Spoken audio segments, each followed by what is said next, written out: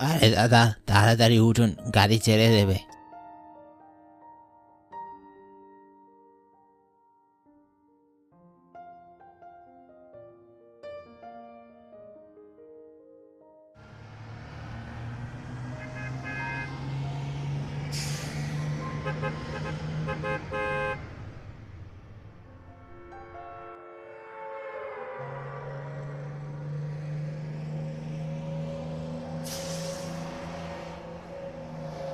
প্রায় 3 ঘন্টা পর বাস থামে।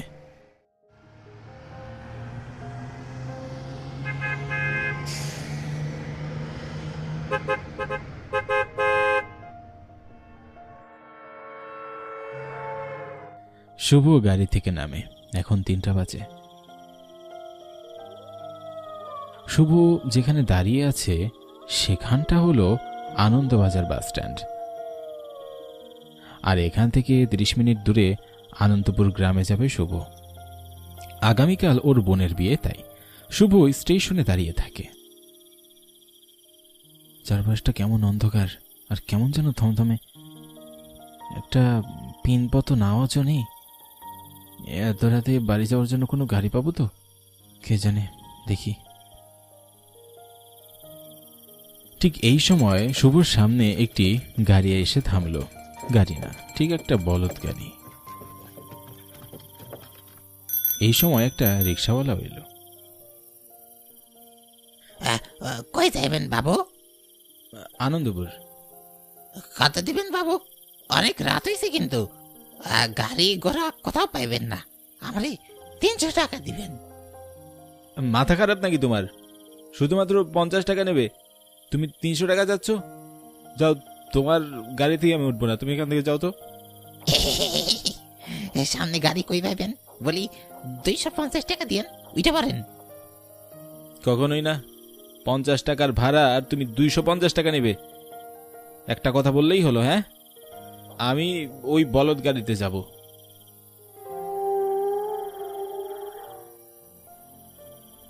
বলদ গাড়ি? সে নাকি কোনখানে বলদ গাড়ি দেখতেছে। ঠিক আছে, দেখো কোনো গাড়ি পাই কিনা। কেন মজা লাগে।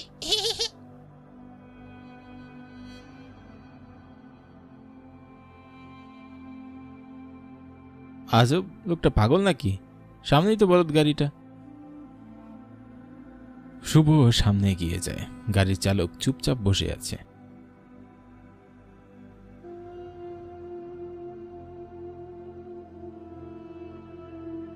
ও দাদা, আনন্দপুর যাবেন? যাইমু, ওইটা পড়েন। আগে ভাড়াটা বলুন। আপনি খুশি হইয়া যা দেবেন তাই। সত্যি বলছো? ভাড়া কিন্তু 50 টাকা, তোমাকে আমি 10 টাকা বাড়িয়ে দেব। ঠিক আছে, উঠা পড়েন বাবু। শুভ বলদ গাড়িতে চড়ে বসল।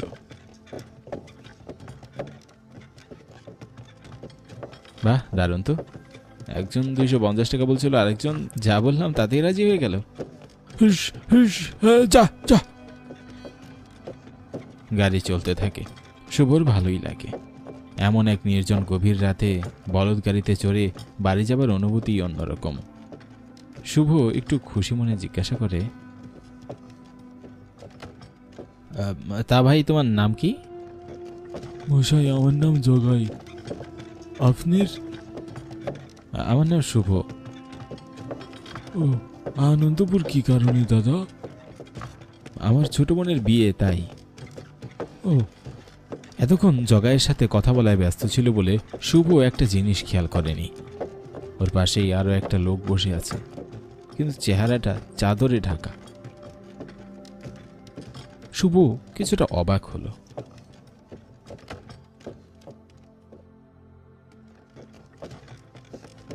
আরে, এই লোক এতক্ষণ ধরে আমার পাশে ছিল, খেয়ালই করিনি।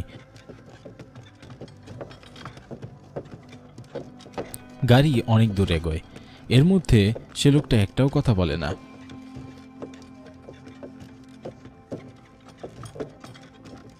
শুভর চোখে ঘুম চলে আসে।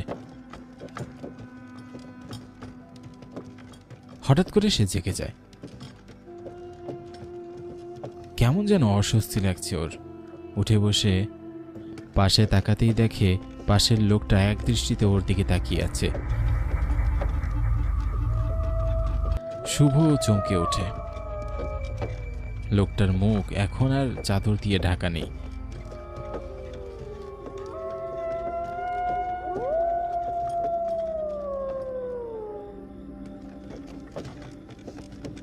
কি হলো দাদা, কিছু বলবেন? লোকটা কিছুই বলে না। শুভও সেদিকে আর তাকায় না। কিছুক্ষণ পর আবারও অস্বস্তি হতেই ফিরে আসে। দেখে লোকটা আগের মতোই এক দৃষ্টিতে তাকিয়ে আছে। প্রায় 10 মিনিট ধরে এমনই চলল।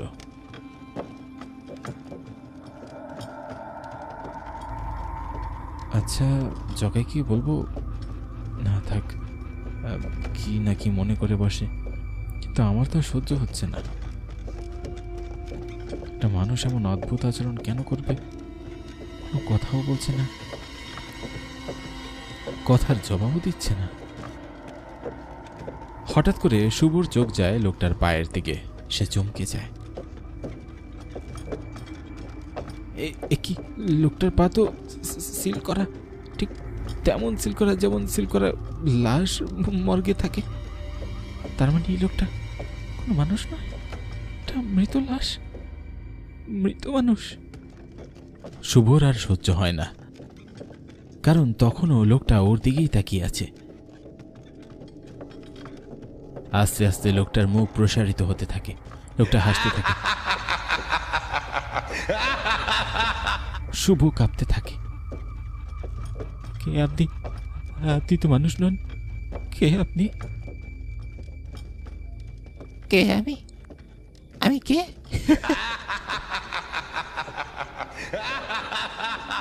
আপনি এমন পাগলের মতো হাসছেন কেন? লোকটার রূপ ভয়ঙ্কর ভাবে বদলাতে থাকে। তার চোখে মুখে রক্তের চিহ্ন ভেসে ওঠে। পুরো চেহারা ভয়ানক আকার ধারণ করে। শুভ দ্রুত জগাইকে থামায়। জগাইদা, গাড়ি থামান। কি হয়েছে বাবু? গাড়িতে একটা মৃত লাশ। জগাইদা, দেখাও কেমন করছে। গাড়িটা থামাও, আমার খুব ভয় করছে। গাড়ি তো থামান যাইব না দাদা। মানে থামানো যাবে না কেন? কারণ গাড়ি থামাইলে তো আমরা স্তরি দিয়া বুড়ি বস করতে পারবো না। কি বলছো এসব তোমরা? জগাইয়ের সাথে সেই লোকটাও হেসে ওঠে। শুভ হা হয়ে থাকে। জগাইয়ের চেহারাতে ক্ষত, ফ্যাকাশে মুখ, আর সবচেয়ে অবাক করা বিষয় হলো তার পায়েও লাশের সিল। তোমরা এমন করছো কেন? কি চাও আমার কাছে? বুঝতে পারতেছিস না বিট্টু? ওকে ধর, কোনো মতে যেন না পালায়। আজ এইটার ঘাড় মটকে রক্ত খাবো। ধর ব্যাটারি। ধরছি দাদা।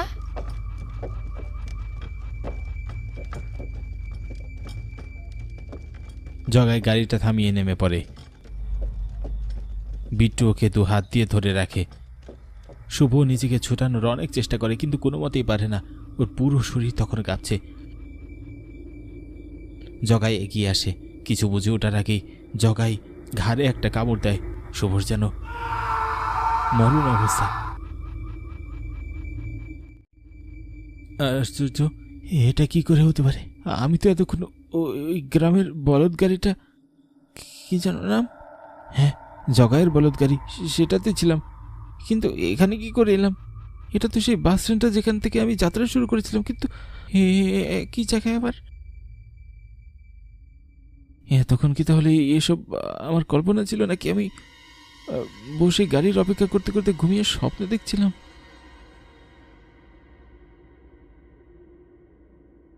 ঠিক সেই সময় সেই লোকটা আসে যে প্রথমবার শুভকে গাড়ির জন্য ডেকেছিল।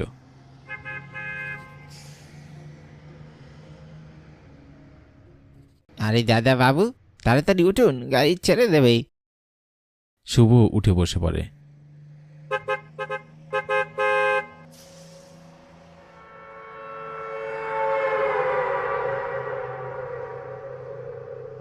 তখন ওর হাত পা ভীষণভাবে কাঁপছে।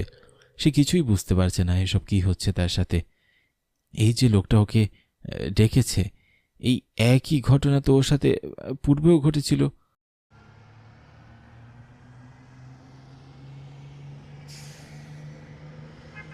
শুভ আনন্দপুর বাস স্ট্যান্ডে দাঁড়ালো।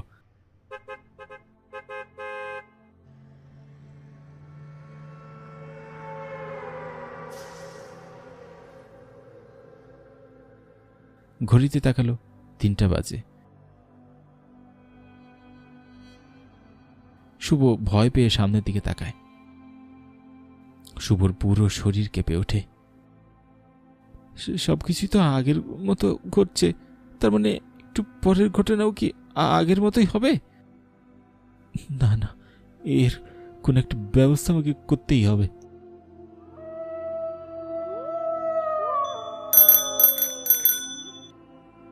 কি হলো দাদা, যাবেন না? হ্যাঁ যাব। আনন্দপুর যাবেন? যাও দাদা, কিন্তু 300 টাকা ভাড়া দিতে হবে। শুভ আর এক মুহূর্ত ভাবল না, সে গাড়িতে উঠে বসল। তুমি কি পাশে কোনো গাড়ি দেখতে পাচ্ছ? কোন গাড়ি দাদা? এই যে সামনে একটা বলদ গাড়ি দাঁড়িয়ে আছে।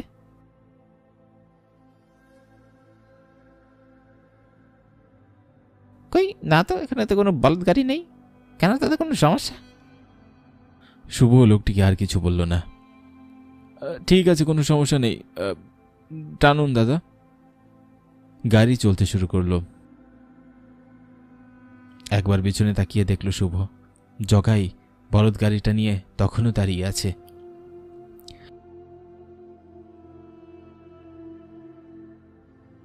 সে রাতে ভয়ে ভয়ে বাড়িতে আসলো শুভ।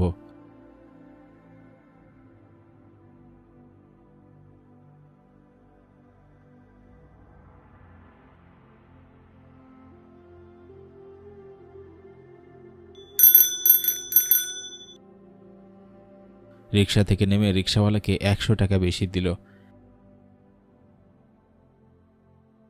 রিক্সাওয়ালা অবাক হলো। কি দাদা, আমি তো 300 টাকা ভাড়া চেয়েছিলাম, আপনি তো আমাকে আরো 100 টাকা বাড়িয়ে দিচ্ছেন। তুমি আমার জীবন বাঁচিয়েছ, এর জন্য 100 টাকা কিছুই না। মানে দাদা? ও কিছু না, তুমি বুঝবে না, ধন্যবাদ তোমাকে। শুভ চলে এলো। রিক্সাওয়ালা তখনও অবাক হয়ে ওর দিকে তাকিয়ে আছে। আজ ওদের বাড়িতে অনেক লোক, কিন্তু শুভ খুশি হতে পারছে না।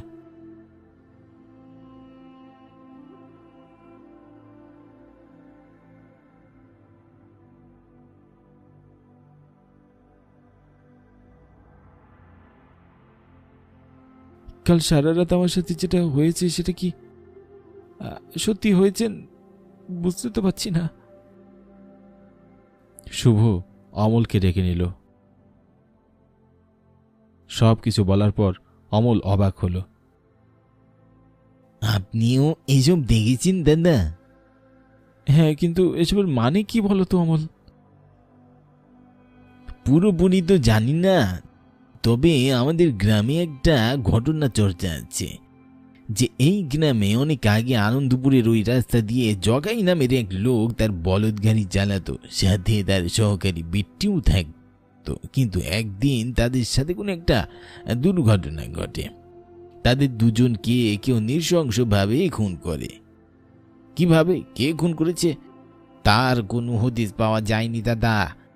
তারপর থেকে তাদেরকে নাকি সবাই প্রায় ওই রাস্তায় দেখতে পায়। তারা নাকি বলদ গাড়ি নিয়ে দাঁড়িয়ে থাকে আর যাত্রীদের উঠায়, কিন্তু মাঝপথে নিয়ে নাকি তাদের মেরে ফেলে। প্রতিশোধ নেওয়ার জন্য বোধ হয়।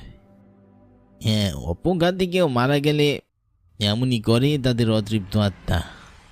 সে না হয় বুঝলাম, কিন্তু আমার সাথে প্রথমে যে ঘটনাটা হলো তারপর আমি নিজেকে কি করব? আবারও সেই পূর্বের বাস স্ট্যান্ড আমি দেখতে পেলাম, এবং যখন দ্বিতীয়বার আমি বলদ গাড়ির কাছে এলাম তখন আমার সাথে কিছুই ঘটলো না কেন? হয়তো আপনি গাড়িতে উঠেনি তাই। কিন্তু প্রথমবার কেন আমার সাথে ঘটনা হলো? আর হওয়ার পর আমি কি করে আগের স্টেশনে ফিরে গেলাম, যেন আমার সাথে কিছুই হয়নি। আমার সাথে প্রথমে যে ঘটনাটুকু হয়েছিল সেটার ব্যাখ্যা কি তাহলে? আমি তো একই সাথে দুইবার ওই বাস স্ট্যান্ডে যাইনি, তাও এক রাতের মধ্যে। তাহলে এর মানে কি ছিল? সেটা তো বলতে পারবো না দাদা। ওরে অমল, তাড়াতাড়ি আয়। দাদা, এদিকে অনেক কাজ আছে, আমাকে ডাকছে। আপনি আর ভাববেন না, বেঁচে ফিরেছেন, এই বেশ, চলে আসুন। শুভ আর কথা বাড়ায় না।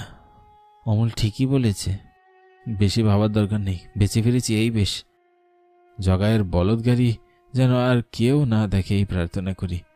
কিন্তু যতদিন না জগায়ের অতৃপ্ত আত্মা শান্তি পাবে, ততদিন কি জগাই তার প্রতিশোধ নেওয়া থেকে বিরত থাকবে সে জানি না।